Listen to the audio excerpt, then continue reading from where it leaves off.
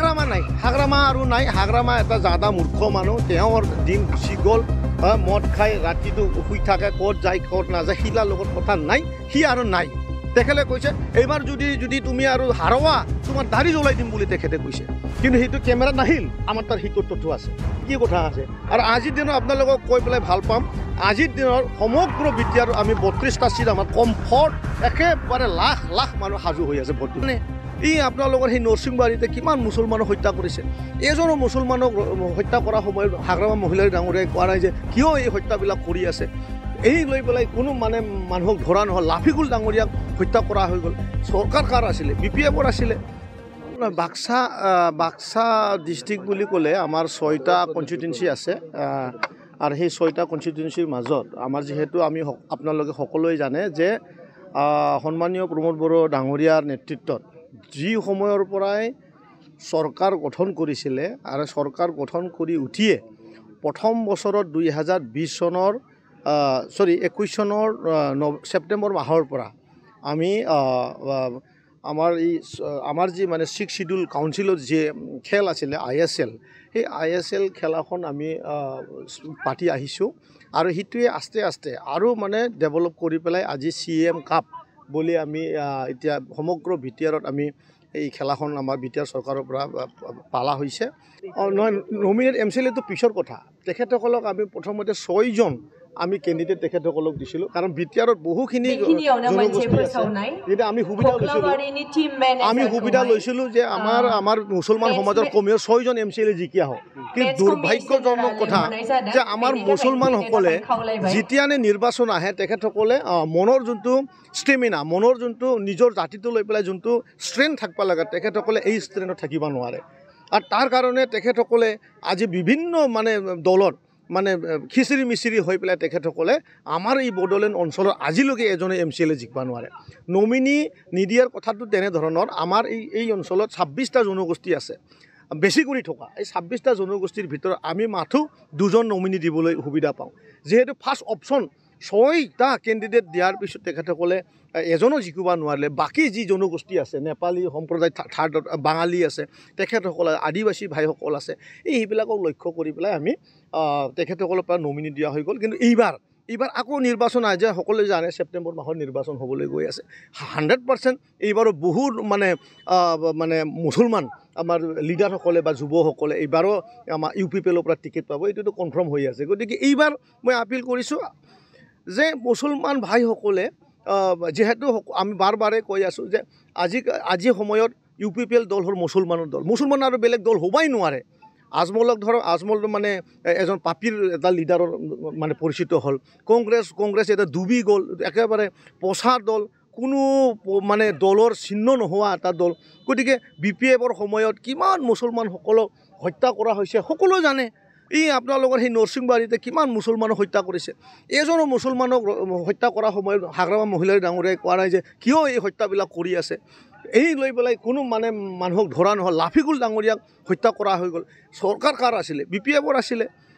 এতিয়া আমি কৈছোঁ এই মিডিয়াৰ থ্ৰুৱেদি যে মুছলমান ভাইসকল, জনাবসকলক কৈছোঁ, মোল্লাসকলক কৈছোঁ যে এই সময়ত মই বড়ো ল'ৰা আপোনালোকৰ সেই টুপি লগাই পেলাই কৈছোঁ, এই সময়ত মুছলমানক মৰম কৰা বা মুছলমানক ভৱিষ্যতৰ আগবাঢ়ি নিয়া দলটো হ'ল UPPL দল। ইয়াৰে উদাহৰণটো আপোনালোকে গমেই পাইছে। অলৰেডি আমি 5টা ডিষ্ট্ৰিক্টত আমি কি কৰিলোঁ, হজ ভৱন আমি অলৰেডি ষ্টাৰ্ট কৰিছোঁ। বহুখিনি আঁচনি মুছলমানবিলাকৰ কাৰণে লোৱা হৈ গ'ল। মছজিদবিলাকক এতিয়া 2 লাখ টকা দিয়া ষ্টাৰ্ট কৰিলে। এইবিলাক এতিয়া মুখেদি ক'লেতো নহয়, এটা বাস্তৱৰ ৰূপায়ণ হ'ল। মুছলমানবিলাকৰ কবৰস্থান, মুছলমানবিলাকৰ মছজিদবিলাকৰ এটা মছজিদৰ নামাকৰণ কৰা নাছিলে বা মাটিৰ পাত্তা দিয়া নাছিলে। আজি আমি মুছলমানবিলাকৰ কবৰস্থান আৰু ঈদগাহ ফিল্ড, আমাৰ মছজিদবিলাকৰ যিগিলা মাটি আছে, আমি এতিয়া খোলা বাজাৰত বিকা নিচিনা বিকি আছোঁ, দিয়া নিচিনা দি আছোঁ। অপেন চাৰ্কল অফিচত আমি কি কৰিছোঁ, মেলা পাতিছোঁ। মেলা পাতি পেলাই কৈছোঁ মুছলমান লিডাৰবিলাকলৈ আহক, আজিয়ে লৈ যাওক, আজিয়ে দৰখাস্ত দিয়ক, কালিয়ে লৈ লওক। আমি এই ব্যৱস্থাটো কৰিছোঁ। গতিকে মাটিৰ সমস্যাটো চবতচাই ডাঙৰ সমস্যা আমাৰ BTR অঞ্চলত। এতিয়া কোনো পদে মাটিৰ আৰু সমস্যা নাই, চব মানুহৰে সমান অধিকাৰ। গতিকে আগন্তুক দিনত সকলোৱে আমাৰ প্ৰমোদ বড়ো ডাঙৰীয়াৰ চিফ বনোৱাৰ কাৰণে কোনো মানে লেফট ৰাইট কোনো পিছফালে কোনো মানে লেতেৰা কথা শুনিব নালাগে, কোনো ধৰণৰ কথা শুনিব নালাগে, চব ট্ৰেক্টৰৰ ছবিত ভোট মাৰিব। একেবাৰে 32 লাখ মানুহ একসাথে ট্ৰেক্টৰৰ ছবিত মাৰিব লাগে। বিজেপি আমাৰ লগতে দল, বিজেপি NDA দল, বিজেপিৰ লগত আমাৰ মৃত্যুৰ তাত খেল চলিব। যেনেকৈ ইয়াতে CM কাপ চলি আছে, ইয়াত আমাৰ বিজেপিৰ ভাইসকলো আছে, ইয়াৰ আমাৰ UPPLৰ ভাইসকলে আছে। এটা মৈদানত যেতিয়া থাকে চব মানে হেৰিয়ে থাকিব। আগন্তুক আমি দিহিৰা সমষ্টি গ'ল দিয়াৰ কাৰণে যুঁজি আছোঁ, কিন্তু আমাৰ বিজেপিৰ ভাইসকল ইয়াত খেলি আছে। গতিকে এইবিলাক চলি থাকিব। আমি NDA হিচাপত থাকিম। NDA বুলি কোৱাৰ পিছত প্ৰমোদ বড়ো ডাঙৰীয়া চিফ হ'ব, আৰু বিজেপিৰ যেতিয়া আমাৰ এছেম্বলিত যেতিয়া ছিগমেণ্টৰ ইলেকশ্যন হ'ব, হেমন্ত বিশ্ব শৰ্মা ছাৰে CM হ'ব। ইয়াত আৰু কি আৰু আলোচনা কৰিব লগা আছে? ইয়াৰ বিতৰ্ক কৰিও লাভ নাই, এটা কেলকুলেশ্যন কৰিও লাভ নাই। স্পষ্ট কথা, এজনো যদি জিকে UPPLৰ, এজনো যদি জিকে সি প্ৰমোদ বড়ো ডাঙৰীয়া হ'ব, আৰু প্ৰমোদ বড়ো ডাঙৰীয়াই চিফ হ'ব। গতিকে ইয়াত আৰু কি কথা আছে? আৰু আজিৰ দিনত আপোনালোকক কৈ পেলাই ভাল পাম, আজিৰ দিনৰ সমগ্ৰ বিটিআৰ আমি 32টা চিট আমাৰ কমফৰ্ট, একেবাৰে লাখ লাখ মানুহ সাজু হৈ আছে ভোট দিবলৈ। ৰঞ্জিত দাসে 18খন আসনৰ বাবে যুদ্ধ কৰি যুদ্ধ 18 কিয়? 39টাত কৰিব লাগিব সকলে, 40টাত কৰিব লাগিব যুদ্ধটো। হিচাপ কৰি যুদ্ধটো কিয় কৰিব লাগিব? তাই যিমান পাৰে নিজৰ দলটো ষ্ট্ৰং কৰাৰ কাৰণে এক্সাৰচাইজটো কৰি থাকিব লাগে। আৰু গণতন্ত্ৰ দেশত সকলো অধিকাৰ আছে, আৰু সেইটোৱে বিচাৰিছিলোঁ। ইয়াৰ মুছলমানবিলাকৰো সমান অধিকাৰ হওক, ইয়াৰ অসমীয়া হাৰচাবিলাকৰো সমান অধিকাৰ হওক, আদিবাসী ভাইসকলৰ সমান অধিকাৰ পাওক। সেইটোৱেতো লৈ পেলাই UPPL জন্ম হৈছে, আৰু সেইটোকেতো লৈ পেলাই আজি প্ৰমোদ বড়ো ডাঙৰীয়াই মিটিঙত কৈ আছে যে সমান অধিকাৰ, সমান ব্যৱস্থা, সম অধিকাৰ, এই যে কথাবিলাক বাৰ্তা ওলা হৈছে, সেইটোৱে আমি সেইটোৱে বিচাৰিছোঁ যে ইয়াতে আৰু কোনোবা দল নতুনকৈ আৰু খোলক, আৰু তেখেতসকলক সমান এক্সাৰচাইজ কৰক। কাৰণ গণতন্ত্ৰৰ যোনটো উৎসৱ নিৰ্বাচনৰ, সেইটো আমি একচুৱেলি ফেষ্টিভেল বুলি কওঁ, সেই ফেষ্টিভেলৰ ইনজয়টো ল'ব লাগে, আৰু সেইটোৱে আমি সেইটোৱে বিচাৰিছোঁ। ধন্যবাদ। হাগ্ৰামা নাই, হাগ্ৰামা আৰু নাই। হাগ্ৰামা এটা জাদা মূৰ্খ মানুহ, তেওঁৰ দিন গুচি গ'ল, মদ খাই ৰাতিটো শুই থাকে, ক'ত যায় ক'ত নাযায়, শিলাৰ লগত কথা নাই, সি আৰু নাই। ইয়াৰ কথা আৰু আপোনালোকক ৰিকুৱেষ্ট কৰিছোঁ আৰু নানিব। ই এজন মানে মদ খাই পেলাই ঘৰত বহি থকা ব্যক্তি, বেয়া বেয়া কথা কৈ মুছলমানবিলাকক কৈছে। সিদিনাখন মৌলানা কোনোবা এজনক ক'লা, এই দাড়ি থাকিলে কি হ'বহে, দাড়ি জ্বলাই দিম বুলি কৈছে তেখেতে। আৰু কেমেৰা অফ কৰাৰ পিছত তেখেতে কৈছে, এইবাৰ যদি তুমি আৰু হাৰোৱা তোমাৰ দাড়ি জ্বলাই দিম বুলি তেখেতে কৈছে। কিন্তু সেইটো কেমেৰাত নাহিল, আমাৰ তাত সেইটো তথ্য আছে। এইটো মানে আপোনালোকৰ মিডিয়াত নাহিল, কোনোবাই কাট কৰি পেলাই দি দিলে।